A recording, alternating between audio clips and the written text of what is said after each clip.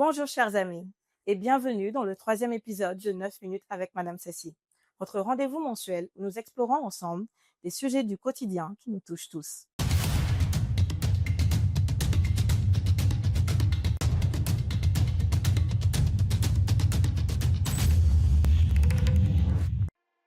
Hier, 8 mars, nous célébrions la Journée internationale des droits des femmes et des filles. Et aujourd'hui, j'aimerais ouvrir le dialogue sur un sujet qui me tient particulièrement à cœur. Ces femmes fortes, émancipées, que nous admirons tous, cachent-elles au fond une solitude silencieuse ou sont-elles véritablement épanouies et inspirantes pour tous? À présent, j'invite Madame Cécile et son invité à nous en dire plus. Bonjour, Maître Dako Francis. Vous êtes avocat au barreau du Bénin et dans l'exercice de votre fonction, vous avez l'habitude de recevoir les femmes en difficulté. Et j'aimerais bien que vous puissiez nous dire, sont-elles si fortes? Nous les voyons femmes fortes, femmes émancipées, femmes battantes. C'est ce que nous voyons du dehors, mais réellement, sont-elles fortes? Tiennent-elles réellement? Ou il y a une solitude derrière qu'elles essayent de camoufler ou de badigeonner, je dirais? Merci, madame. Je dois préciser que, effectivement, dans notre carrière, dans notre profession, nous recevons des femmes, mais aussi dans nos engagements sociaux, nous rencontrons aussi d'autres femmes qui apparaissent comme des femmes fortes, qui dégagent la puissance, l'autonomie, l'indépendance. Dans un monde interconnecté dans lequel nous vivons, ces femmes apparaissent toujours comme parfaites. C'est l'image de la femme sans vulnérabilité, sans pleurs et sans peur, qui avance et qui gagne. Mais en dessous de ça, si elles viennent en cabinet, c'est certainement avec des préoccupations beaucoup plus complexes que l'image que ça projette. Mais à mon sens, la vie est ainsi faite. Le plus important, c'est de savoir que entre nous tous, en chacun de nous, femmes ou hommes, et puisque le sujet c'est la femme, c'est que nous avons des lumières, mais nous avons aussi des ombres. Les lumières, c'est ce que la société retient. Mais les ombres, c'est ce qui se gère avec la femme au cabinet. Et à partir de ce moment, je dirais que oui, c'est des femmes indépendantes, c'est des femmes qui s'assument, c'est des femmes qui avancent parce que résolues et déterminées sur ce qui apparaît comme fondamental dans leur vie. Mais dans cet exercice, il est évident qu'il y a en fait des difficultés, des vulnérabilités qu'elles arrivent à gérer. Et la différence entre ces femmes qui sont vues comme parfaites, autonomes, indépendantes, c'est qu'elles arrivent à gérer au mieux possible ces moments. N'est-ce pas l'image attendue de la société d'elles? Est-ce qu'elles n'essayent pas de répondre à l'image attendue, à ce qu'on attend d'elles, à ce que la société, les parents, les enfants, les maris même au passage attendent d'elles? Mais est-ce qu'elles viennent juste pour le conseil ou bien elles viennent pour une compassion? N'ont-elles pas besoin de plus d'affection, de plus de soutien?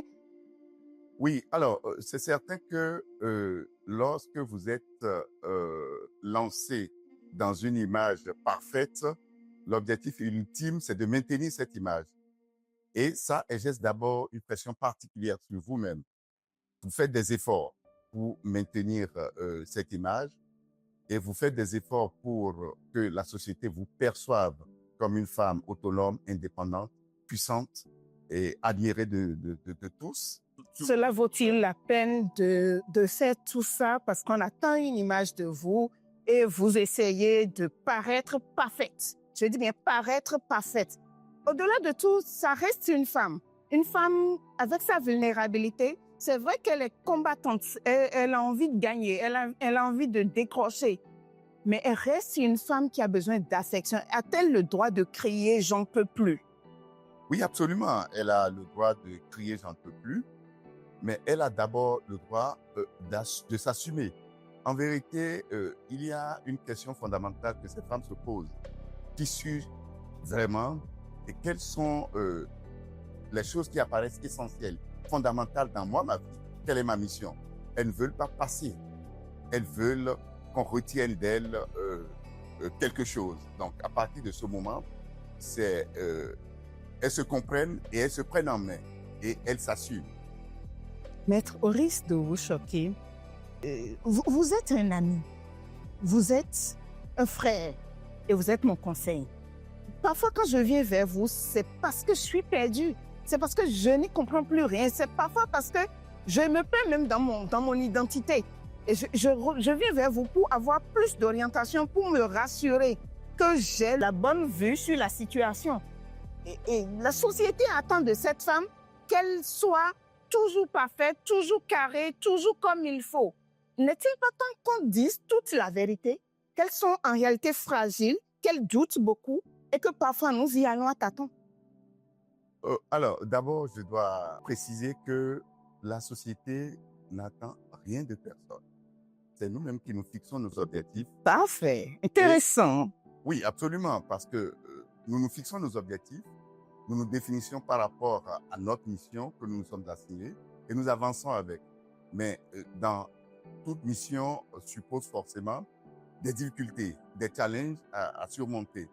Et dans les moments les plus difficiles, vous allez naturellement vers l'ami, vers le conseil, vers le frère, vers le père, vers la mère, pour être apaisé. Parce qu'à un moment donné, vous n'êtes quand même pas une machine, vous êtes un être humain. Et donc, vous rencontrez des difficultés. Justement, le rôle de l'avocat, c'est d'être ce conseil, c'est d'être cet ami, c'est d'être ce frère qui vous apaise, mais qui ne vous désoriente pas. Dans cette société béninoise où déjà la femme forte est déjà perçue comme contre-nature, elle est déjà celle-là qui titille l'ego des hommes sur le terrain déjà. Donc, elle est déjà en guerre. Et elle se dit, non, j'ai fait trop de guerre pour abandonner. A-t-elle le droit d'abandonner? Et est-ce qu'elle a sa place déjà en tant que femme battante? Et est-ce qu'elle a aussi le droit de dire, je n'en peux plus? J'ai deux questions. D'abord, est-ce qu'elle peut abandonner? Le problème de fond, c'est ce qu'elle perçoit comme essentiel pour elle. Si elle estime, par exemple, fondamental le choix dans lequel elle est bien obligée d'accomplir cette mission, mais elle peut aussi la trahir. C'est un choix personnel. Et maintenant, si elle décide d'avancer, c'est le rôle donc de l'ami, du conseil, de la soutenir. Et il faut peut-être travailler vers une société humanisée et compréhensive vis-à-vis donc de la femme pour qu'elle ne se sente pas seule, porter le poids du monde. Il faut absolument aller dans une dynamique où les difficultés sont partagées, où les vulnérabilités, les peurs des femmes sont comprises et afin qu'elles se sentent humaines et non pas comme une machine tenue à l'obligation de résultat. Malheureusement, dans la société d'aujourd'hui, tout est attendu de la femme. C'est celle-là qui a 9 bras, qui répond à tout, qui n'a pas le droit de pleurer, qui n'a pas le droit de se fatiguer et qui est tenue de répondre au père, à la mère, au mari, à l'enfant, à l'ami, et j'en passe. Et au-delà de ça, elle est tenue de réussir professionnellement. Alors, femme, oui, vous avez le droit de démissionner. Vous avez le droit de dire non, j'en peux plus. Et même si on doit vous lyncher, acceptez d'être martyr. Parce que oui, nous sommes des femmes battantes, mais au-delà de tout, nous restons humaines. Merci, Maître, d'avoir répondu à mon appel ce soir. C'est moi. Chers amis, nous touchons à la fin de cet épisode. Merci à Maître Francis Dacko et à Madame Cécile pour cet échange instructif. Et quant à nous, rendez-vous le 9 prochain pour un nouvel épisode de 9 minutes avec Madame Cécile.